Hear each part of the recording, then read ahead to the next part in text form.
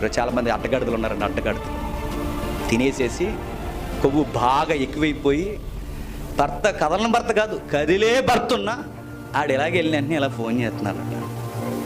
ఇలా ఆడవాళ్ళు అనాలా, గాడిదలు అనాలి చెప్పండి? చక్కని కాపురాల్ని నాశనం చేసేసి, చక్కటి భర్త కళ్ళు కప్పేసి కుర్రాలతో అఫేర్లు పెట్టుకున్న వాళ్ళు లేరు చెప్పండి. నేను పచ్చిగానే మాట్లాడుతున్నాను.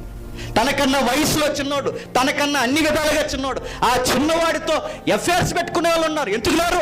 యోసేపుతోనే పెట్టుకోవాలనుకున్న తనకన్నా చిన్నోడు లేరా? ఆ రోజుల్లో ఉన్నారు, ఈ రోజుల్లో ఉన్నారు. చిన్నవాడితో ఆ సామెత గ్రంథం 7వ అధ్యాయం చదువుతున్నప్పుడు కూడా తనకన్నా వయసులో చిన్నవాడైన వాడితో, రా మా పురుషుడు ఎంట లేడు, రా వలపదే, రా సంభోగం చేద్దాం. మగాళ్ళు కూడా ఉన్నారు చూడండి. కావాలంటే భార్యకి రోగమో, ఏదో ఒక బాధో, ఏదో ఒక సమస్య వస్తే, ఎందుకండి ఆ శవంతో ఏం కాపురం చేస్తానండి, నాకు కూడా కోరికలు ఉన్న వయసులో ఉన్నాయి కదండి, అందుకండి ఆమెతో నేను చెప్పండి సంబంధం పెట్టుకున్నాను.